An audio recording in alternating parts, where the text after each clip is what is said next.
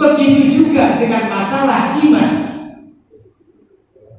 Untuk apa kita ngaku orang yang beriman sementara kita tidak bisa merasakan manisnya iman? Jadi seseorang untuk bisa merasakan manisnya iman, seseorang agar supaya bisa merasakan halawatul iman, lezatnya keimanan, manisnya keimanan, kata beliau Rasul, salasun man kunna fihi wajada halawatal iman. Ada 3 perkara yang dengan 3 perkara ini, bila mana ketiga perkara ini tumbuh di dalam manusia, ada dalam diri kita, maka orang tersebut bisa merasakan manisnya iman.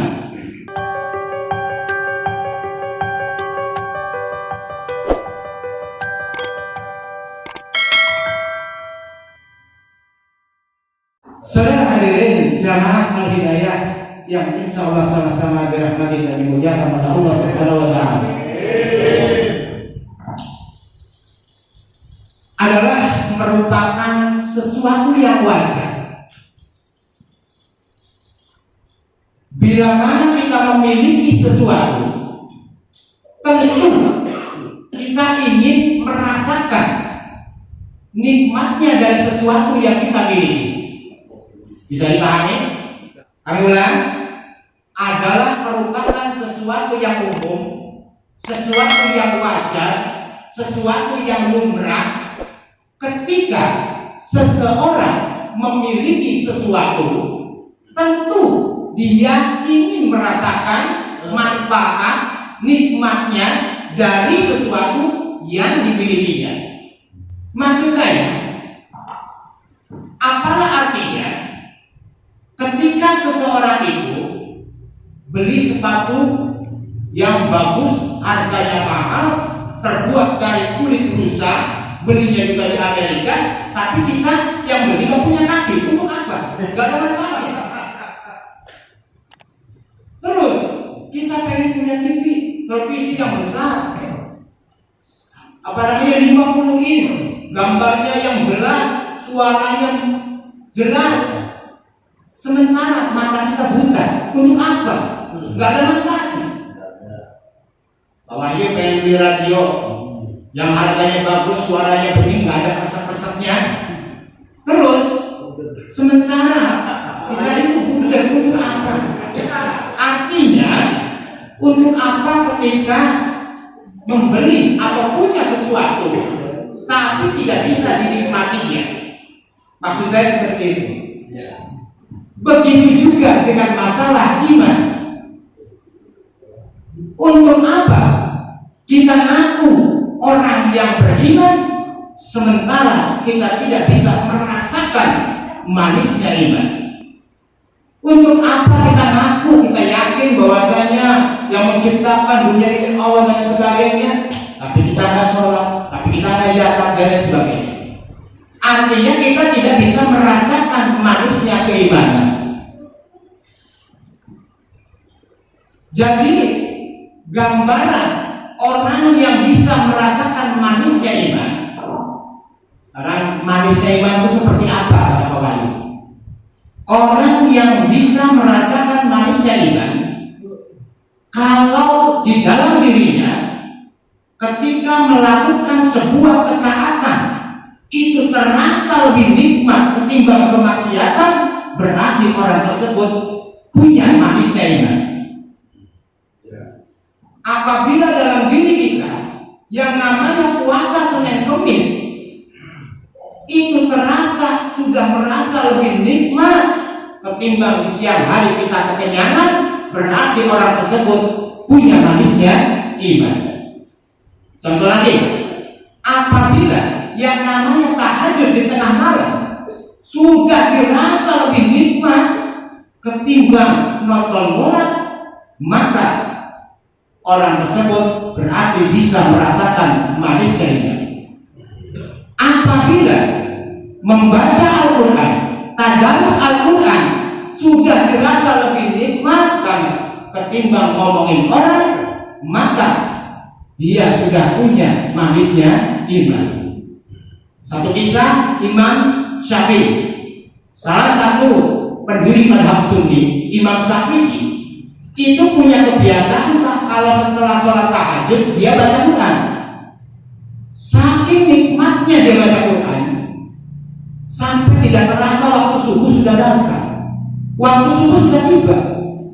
Saking nikmatnya dia bisa merasakan kenikmatan tersendiri di dalam membaca Al-Quran. Betapa Al-Quran mengandung magnetik yang sangat luar biasa terhadap orang yang membacanya. Apa kita bisa seperti ini? Jangankan berjam-jam kita baca Al-Quran baru Bismillahirrahmanirrahim. Idza waqa'atil waqi'atu min syarri wa ma biha kadhibah. Bola main pita, euro. Ya. Sadaqallahul azim. Kita artinya tidak ada pengaruh apa-apa ketika kita baca Al-Quran, gitu ya. Jadi orang yang bisa merasakan manisnya iman, gambarannya seperti tadi.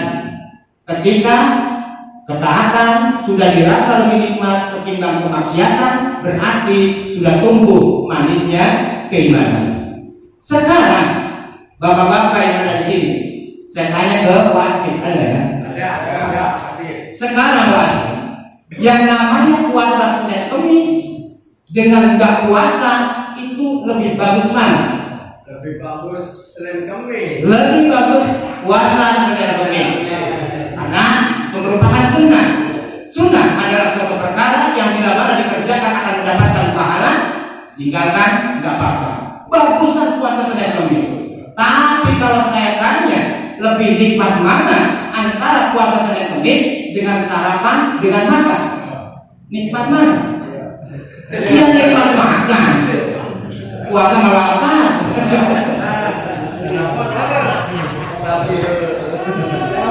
Satu lagi, pertanyaannya, yang namanya membaca Al-Quran dengan ngomongin orang, itu lebih baik mana sih? Lebih baik baca Al-Quran. Tapi kalau pertanyaannya gurih mana? Ya jelas gurih ngomongin orang. Makanya orang yang punya manisnya iman itu akan beda, bisa dirasakan sendiri-sendiri. Saudara hadirin rahimakumullah. Terus pengertian iman itu apa?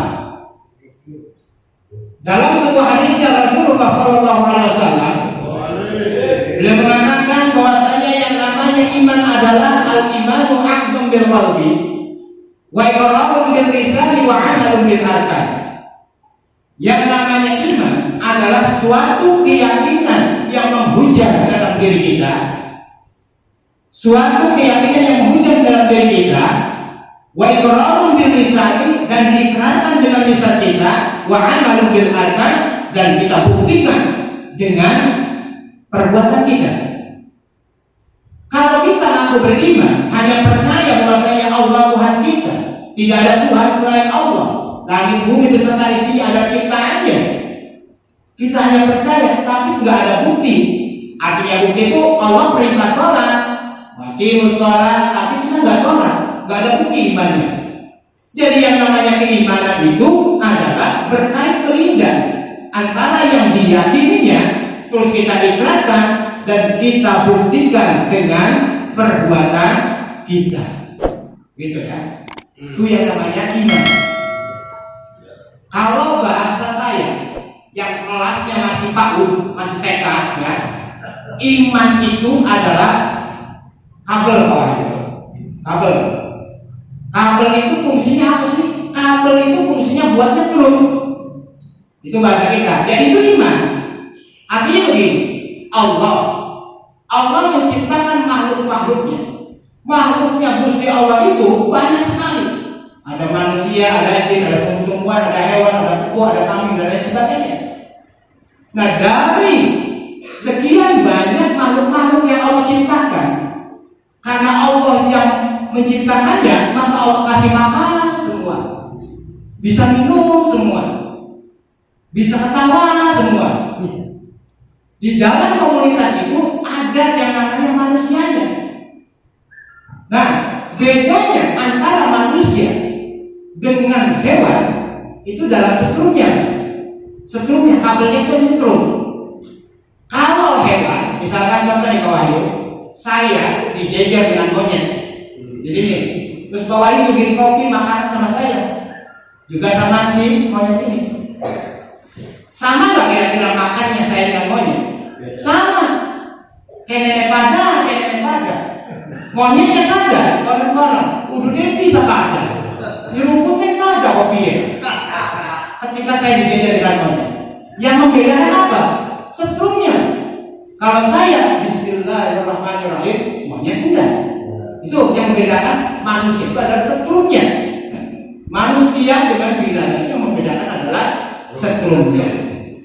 Cuma setrum itu macam-macam. Macam-macam setrumnya manusia itu. Ada yang setrumnya istimewa, ada yang setrumnya 220, ada yang 110, ada yang biasa, dan ada yang pet-pet.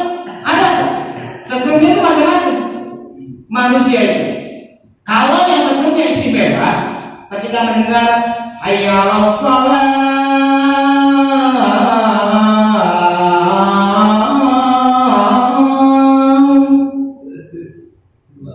orang yang istimewa setrumnya sebelum dipanggil dia sudah nongkrong di atas jalan. Setengah jam lagi dulu, setengah 12 sudah nongkrong di atas jalan. Belum dipanggil sudah nongkrong. Dia luar biasa. Kalau yang 220 ketika mendengar Allahu Akbar, Allahu Akbar, berhenti dulu, kita sholat dulu. Sholat itu yang 220. Ada yang 110. 110 itu ketika mendengar ada santai, nyantai, waktunya masih panjang, baru jam setengah 1, masih jam 1, masih ada waktu nanti sholatnya. Itu yang 110 setrumnya. Ada lagi yang biar cepat, biar betul. Artinya kalau temennya sholat, dia ikut sholat. Kalau temennya sholat puasa, dia ikut ikutan. Kalau temennya enggak, dia enggak. Itu yang namanya biar cepat. Ada lagi yang pet. Ada dan ada yang orang yang belum memang naruh kayak gitu. Itu yang enggak ada setrumnya. Jadi seseorang untuk bisa merasakan manisnya iman, seseorang agar supaya bisa merasakan halawatul iman, lezatnya keimanan, manisnya keimanan, kata beliau Rasul, salasun man kunna bihi wajada halawatul iman. Ada 3 perkara yang dengan 3 perkara ini, bila mana ketiga perkara ini tumbuh di dalam manusia, ada dalam diri kita, maka orang tersebut bisa merasakan manisnya iman. Yang pertama kata beliau Rasul, maka Allahu wa rasuluhu ahabba ilaihi mimma siwahuma. Pada saat orang merasakan bahwa mencintai Allah dan Rasulnya melebihi cintanya pada selain keduanya, maka kalau bisa seperti itu, orang itu bisa merasakan manisnya iman. Kita punya istri, cinta sama istri wajar kan? Kita punya anak, cinta sama anak wajar. Kita punya jabatan, punya harta, punya kedudukan, punya istri yang cantik, cinta wajar. Tapi cintanya kepada Allah dan Rasulnya di atas segala-galanya. Artinya kecintaan kita kepada dunia dan lain sebagainya itu hanya di bawah cinta kita kepada Allah dan Rasulnya. Kalau bisa seperti itu, maka orang tersebut akan bisa merasakan manisnya iman. Yang kedua, kata Rasul, wa man ahabbal mar'a la yuhibbuhu illallah. Orang yang mencintai sesamanya orang Islam tanpa ada pamrih apa-apa kecuali karena lillah, karena Allah, maka orang tersebut akan bisa merasakan manisnya iman. Artinya kita berteman, bersahabat, bukan berarti ada sesuatu yang kita incar. Artinya misalkan Pak Iwa itu kalau punya proyek, saya deketin Pak Iwa, saya bagus-bagusin Pak Iwa agar supaya saya dapat kedudukan, dapat proyek. Bukan seperti itu.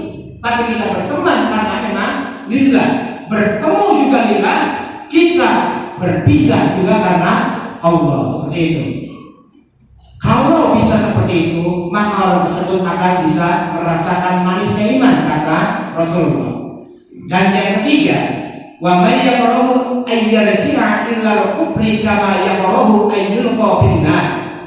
Orang yang membenci, kalau dia kembali kepada kekafiran, sebagaimana kebenciannya, ketidaksukaannya kalau dia dilemparkan ke neraka. Kita ketika melihat kemungkaran, kebatilan, kita nggak suka. Ketidaksukaannya kita kepada suatu kebatilan, kemungkaran, sama dengan ketidaksukaannya saya ketika saya mau dijeburin ke neraka. Maksudnya seperti itu, Pak. Kita jangan dijeburkan ke neraka, deket-deket neraka juga ogah, nggak mau kita apalagi dijeburin. Nah maksudnya, ketika kita melihat satu kemungkaran, kita benci, dan bencinya itu sama seimbang kalau saya itu dijeburkan ke neraka. Ketidaksukaannya saya dijeburkan ke neraka, saya nggak suka. Nah, kira-kira sama bencinya antara membenci kebatilan, kemungkaran, dan ketika kita dimasukkan ke dalam neraka, bencinya itu sama seperti itu maksudnya.